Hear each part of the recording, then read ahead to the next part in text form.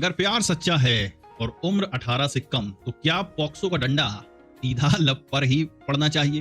जब कानून बनता है तो सोचते हैं कि मासूमों को बचाएंगे, पर आजकल तो इसे घरेलू कलह और भागकर शादी वाले मामलों में भी इस्तेमाल किया जा रहा है। क्या पॉक्सो एक्ट अब एंटी रोमांस एक्ट बन गया है? चलिए देखते हैं सुप्रीम कोर्ट क्या कह रहा है। नमस्कार दोस्तों, मैं हूं एडवोकेट राहुल लखेरा और आज हम जानेंगे कि कैसे पॉक्सो एक्ट के मिसयूज पर सुप्रीम कोर्ट ने चिंता जताई है, खासकर मैट्रिमोनियल डिस्प्यूट्स और एलोपमेंट के मामलों में। इस वीडियो में आप समझेंगे कि पॉक्सो एक्ट क्या है और इसका असली मकसद क्या था। सुप्रीम कोर्ट ने इस मिसयूज पर क्या ऑब्जर्वेशन दी है, एज ऑफ कंसेंट को 16 साल करने की बहस क्या है और इसका मतलब क्या होगा। कानूनी नजरिए से पूरा पोस्टमार्टम करेंगे। आज आपको पता चलेगा कि कानून की अच्छी मंशा वाले प्रावधानों को कैसे गलत इस्तेमाल किया जा सकता है और आप ऐसे मामलों में जागरूक रहकर अपने अधिकारों को बेहतर ढंग से समझ पाएंगे। मामला है पॉक्सो एक्ट का दोहरा चेहरा। तो दोस्तों, पॉक्सो एक्ट यानी the protection of children from sexual offences act 2012 यह बना था बच्चों को यौन शोषण से बचाने के लिए। यह कानून बहुत सख्त है और इसका मकसद एकदम क्लियर है, बच्चों की सुरक्षा। लेकिन आजकल खासकर दिल्ली और इलाहाबाद हाई कोर्ट्स की ऑब्जर्वेशन और सुप्रीम कोर्ट की टिप्पणियों के बाद यह साफ हो रहा है कि इस कानून का इस्तेमाल पर्सनल स्कोर सेटल करने के लिए भी हो रहा है। Justice BV. नागरत्ना और जस्टिस आर. महादेवन की बेंच ने एक याचिका पर सुनवाई करते हुए कहा, on the verge of minority teenagers running away, that is another thing, and POCSO being thrust on the boy bye parents of the girl, that's another difficulty. सरल भाषा में कहें तो सुप्रीम कोर्ट कह रहा है कि एक तरफ नाबालिग बच्चे भागकर रिलेशनशिप में जा रहे हैं और दूसरी तरफ लड़की के माता पिता लड़के पर, जिसने शायद प्यार में साथ जाने का काम किया है, उस पर पॉक्सो एक्ट लगा दे रहे हैं। यह तो ऐसा हो गया, शादी नहीं करनी तो जेल जा। तो ये तो कानून के साथ धोखाधड़ी है भाई। यहाँ पर दो मुख्य कानूनी बिंदु हैं जो आपको समझने होंगे। पहला, पॉक्सो एक्ट 2012, इसका उद्देश्य 18 साल से कम उम्र के व्यक्ति के साथ यौन गतिविधि को अपराध मानना है।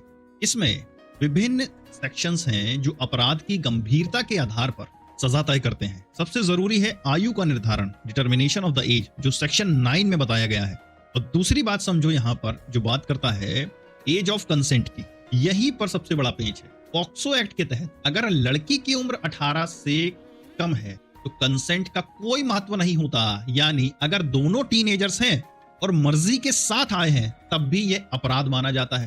सुप्रीम कोर्ट में जो बहस चल रही है वो समझो, तो वरिष्ठ अधिवक्ता इंदिरा जयसिंह जो एमिकस हैं, उन्होंने सुझाव दिया है कि 16 से 18 के बीच सहमति से होने वाले रोमांटिक रिश्तों को पॉक्सो एक्ट के दायरे से बाहर रखा जाना चाहिए। अगर कोर्ट यह मान लेती है तो इसका मतलब होगा कि 16-17 साल के लड़के लड़की के आपसी सहमति वाले संबंध को आपराधिक नहीं माना जाएगा। यह एक पॉजिटिव चेंज होगा जो प्यार करने की आजादी को एक कानूनी कवच दे सकता है, बशर्ते वे दोनों आपसी सहमति से हो।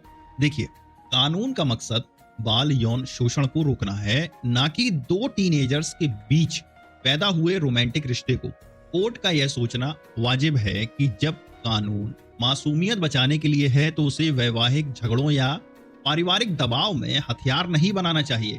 अधिकार और दुरुपयोग के बीच संतुलन बनाना बेहद जरूरी है। सुप्रीम कोर्ट ने इस मामले में सिर्फ चिंता नहीं जताई है मेरे दोस्त, बल्कि जनरल अवेयरनेस फैलाने की जरूरत पर भी जोर दिया है।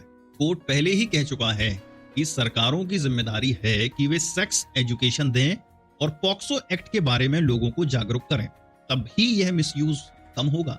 कोर्ट ने कहा था कि by fostering a compassionate and understanding society we can help them find their path to recovery. इसका मतलब है कि कानून से ज्यादा जरूरी है संवेदनशील समाज बनाना।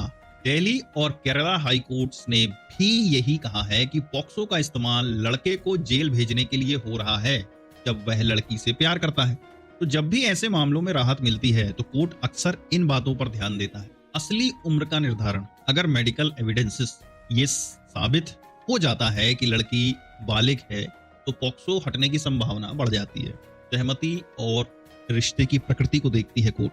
अगर यह साफ हो कि यह रिश्ता जबरदस्ती का नहीं बल्कि आपसी प्रेम और सहमति पर आधारित था, भले ही उम्र कानून के दायरे में हो, तो कोर्ट कई बार बड़ी सावधानी बरतता है। अगर ये मैट्रिमोनियल केस है और लड़की बाद में शिकायत करती है तो कोर्ट देखता है कि क्या शिकायत का मकसद केवल पति को परेशान करना तो नहीं। जब तक पॉक्सो एक्ट में स्पष्ट रूप से कोई छूट नहीं दी जाती, 18 साल से कम उम्र अपने आप में एक प्राइमा फेसाई ऑफेंस है। कानून की नजर में वह नाबालिग थी। आपकी मंशा चाहे जो रही हो, यही कोर्ट का डिफॉल्ट स्टांस होता है। तो दोस्तों, सुप्रीम कोर्ट का यह कदम बहुत महत्वपूर्ण है। यह दिखाता है कि कानून की तलवार को सही जगह चलाने की जरूरत है। उम्मीद है कि अवेयरनेस कैंपेन्स और एज ऑफ कंसेंट पर पुनर्विचार से ऐसे मामलों में कमी आएगी जहां कानून का इस्तेमाल प्यार को सजा देने के लिए हो रहा है। याद रखिए, कानून ज्ञान आपको हर मुश्किल से निकालने का रास्ता दिखाता है। आप कानून को समझो ताकि कानून आपको न समझे। अगर आपको यह एनालिसिस पसंद आया हो तो लाइक बटन दबा दें, अपने दोस्तों के साथ शेयर करें और कानूनी बहस को समझना चाहते हैं तो मेरे चैनल को सब्सक्राइब करना ना भूलें, क्योंकि आपका वकील दोस्त हमेशा आपके साथ है। मिलते हैं अगले वीडियो।